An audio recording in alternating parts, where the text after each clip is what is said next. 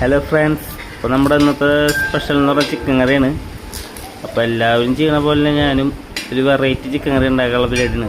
അപ്പോൾ മസാല ഇടണമെന്നും സബോള കട്ട് ചെയ്തിടണമെന്നും കാണിച്ചില്ല. പിന്നെ അത് കഴിഞ്ഞിട്ട് ചിക്കൻ നമ്മൾ മസാല പറ്റി വെച്ചിട്ടുണ്ടായിരുന്നു.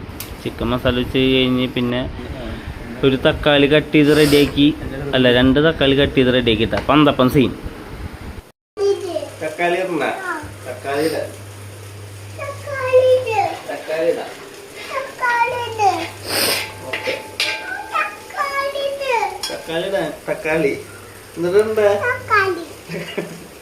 തക്കാളി ഇടാൻ വാശി പിടിച്ചെങ്കിലും മച്ചാൻ പോയിട്ട് ഒരു കറിവേപ്പില സീനൊക്കെ എടുത്തോണമെന്നുണ്ട്.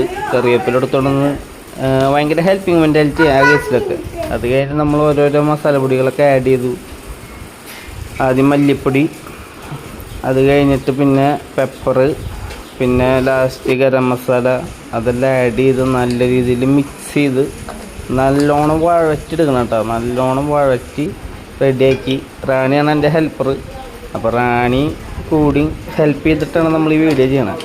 അപ്പോൾ നല്ല രീതിയിൽ മസാലയൊക്കെ പറ്റി അത് അവസാനം മിക്സ് ചെയ്തതിന് ശേഷം പിന്നെ മുളക് പൊടി ഉണ്ട്. അപ്പോൾ മുളക് പൊടി ഇട്ട് അതും കഴിഞ്ഞെല്ലാം മിക്സ് ചെയ്ത് കുറച്ച് നേരം നമ്മൾ ഈ എണ്ണ തെളിയണ വരെ വെയിറ്റ് ചെയ്ത് നിൽക്കണം കേട്ടോ. അതിന് ശേഷം പിന്നെ അന്തപ്പൻ്റെ സജഷൻ പ്രകാരം നമ്മൾ തക്കാളി ആഡ് ചെയ്തു. തക്കാളി ആഡ് ചെയ്ത് നല്ല രീതിയിൽ ഇത് ഉടയണം. നല്ല രീതിയിൽ ഉടയണം എന്ന് പറഞ്ഞാൽ ഉടഞ്ഞ് നല്ല മസാലയാവും.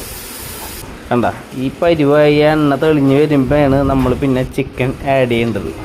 ചിക്കൻ ആഡ് ചെയ്ത് കഴിഞ്ഞിട്ട് നല്ല രീതിയിൽ മിക്സ് ചെയ്യുക. ചിക്കൻ അതിലേക്ക് ഒന്ന് മിക്സ് ചെയ്ത് നമ്മൾ മസാല പറ്റി വെച്ചാൽ നല്ലോണം ഒന്ന് മിക്സ് ചെയ്തിട്ട് വേണം അതിലേക്ക് ആഡ് ചെയ്യാൻ.